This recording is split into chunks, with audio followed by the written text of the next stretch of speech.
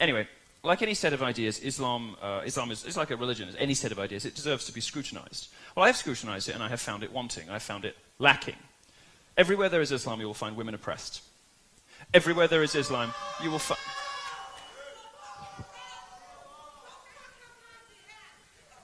You're wearing a hijab in the United States of America. What is wrong with you?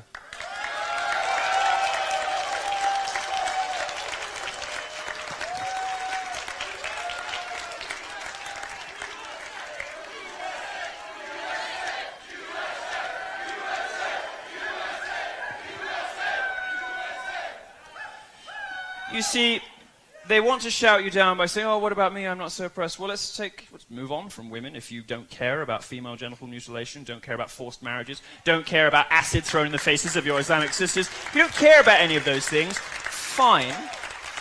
Let's talk about gays instead. In 12 Islamic countries, I could be killed for my sexuality. Is that okay? 100 million people live in countries where it is illegal to be homosexual. All of those countries are Islamic. This is not an ISIS thing. You know, you will see gays being thrown off the roof in ISIS-controlled territories. But this has nothing to do with terrorism. This is mainstream Muslim culture. Your religion does it everywhere your religion exists. It is a threat, an existential threat to gay people.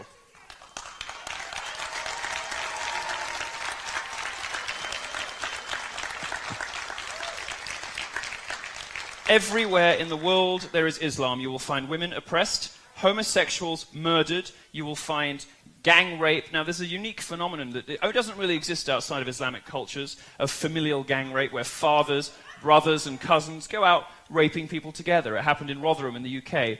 And the liberal establishment in the UK didn't investigate this because, according to a government report, not a far right-wing blog, according to a government report, 1,400 young girls were raped in racially or religiously, as you choose to define it, motivated crimes, because both the police and the authorities were too scared of being called racist to intervene.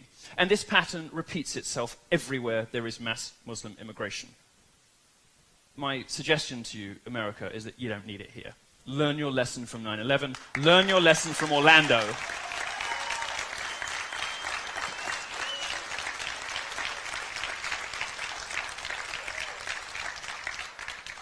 These socially regressive, see, they walk out when they don't like the facts. These socially regressive attitudes,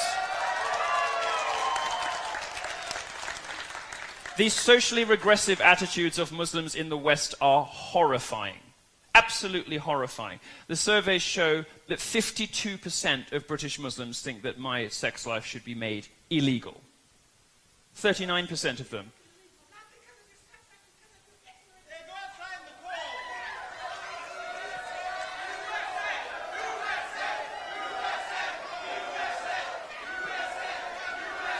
Why are you leaving? Why are you leaving? Don't you want to talk about numbers? Are you embarrassed? Are you embarrassed? Are you embarrassed of the hateful culture that surrounds your religion, that oppresses women and murders homosexuals and commits unspeakable acts of terrorism? Are you ashamed of it? Would you like to talk to us about why there's no global Muslim peace movement?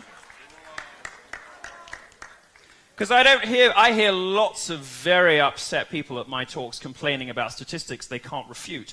I don't hear a lot of Muslims standing up against terrorism.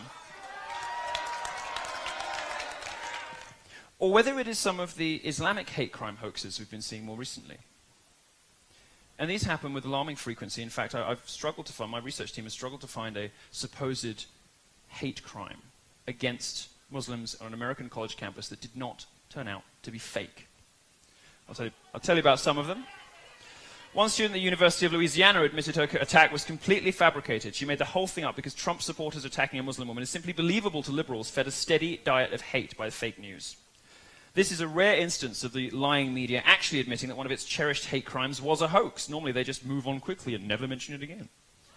Yasmin Sawi, just 18 years old in New York City, made up a similar story. She said 3 men called her a terrorist and attacked her, telling her to get out of the country. Again, it was fake.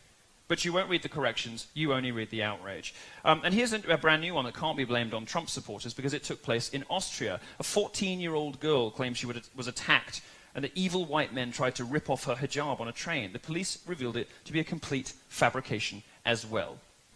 and a little closer to home. Oh, we're still having trouble at the back. 3 down. 3 down.